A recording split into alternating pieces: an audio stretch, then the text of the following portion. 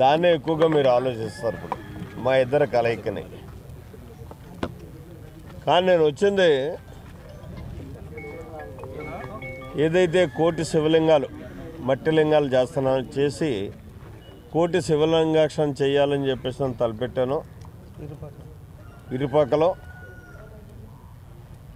దాన్ని ఒక్కసారి వచ్చి చూసి ఆశీర్వదించి వెళ్ళండి అని చెప్పేసి చెప్పడం కోసమే నేను రావడం జరిగింది.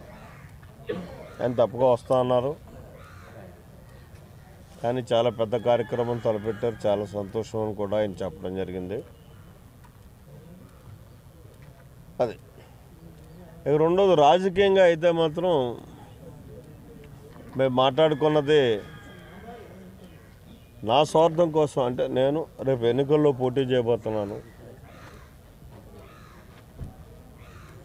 మరి మీ సహకారం నాకు ఇవ్వాలి అని చెప్పేసి అన్నాడు. వ్యక్తిగతంగా మీకు నేను తప్పగా సహకారం ఎంత చేయాలో అంతా కూడా నేను చేస్తానని చెప్పేసి ఆయన చెప్పడం జరిగింది.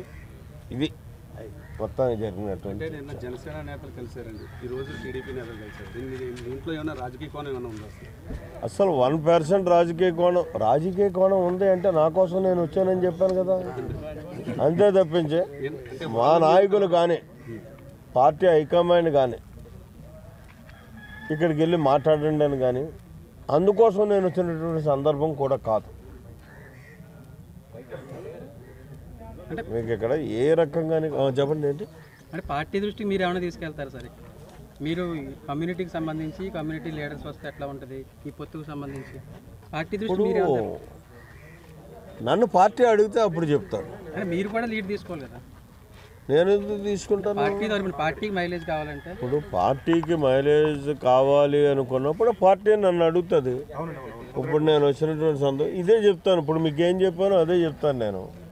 ఆ సందర్భంగా వాళ్ళు ఏదైనా నన్ను అడిగారు అనుకోండి, మరి ఎలాగా నీకు సన్నిహితం ఉంది కాబట్టి నీ ప్రయత్నం ఏమన్నా చేస్తావా అని అడిగితే అప్పుడు చూద్దాం.